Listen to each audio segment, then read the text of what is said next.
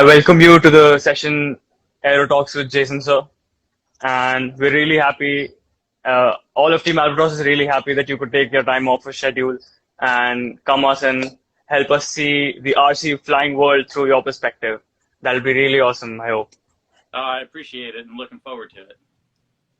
All right, so before moving on, I would like to introduce Jason sir to the audience and tell you a little bit about a little trivia about his achievements and all.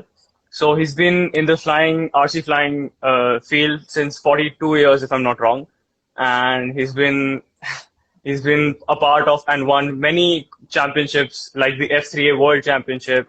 He's also been a part of the IMAC World Championship and the Australian edition of the F3A Championship and many more, sir. So we're really proud that you are here with us today, and we're really looking forward to the session. Thank you for having me. So, sir, a simple question that I want to ask you is, what motivated you and who introduced you to this RC flying industry and RC flying field? So it's a family thing. My grandfather did it. My father still does it. Me and my brother do it, and my niece and my nephew still do it. So the 4 generations all along. Oh yeah. It's definitely a family thing. It's in our blood. Everybody still does it. But unfortunately, my grandfather passed a few years ago, but he was doing it right up until he was 96 years old. So I mean, there's no limit as long as you can see and your fingers work and you have that drive to fly. You're gonna fly until you die. That's perfect, sir. That's perfect. So can you tell us more about this hobby of this RC flying hobby, that culture that goes on in US? It's quite new for the Indians. So obviously this has been around for generations, decades, at least a century now. It's all started with free flight.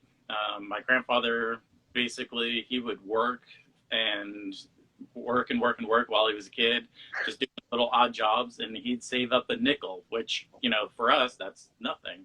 But a nickel was almost 3 days of work or something, I think he said. And he would go down to the local, grocery store and buy a glider kit for a nickel.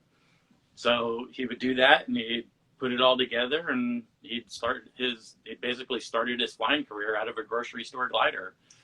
And he went on to design, free flight airplanes, control line airplanes, and then even some RC airplanes. And then, of course, my father got into it. And then my brother and I came along, so we came into it. And there's so many disciplines, obviously.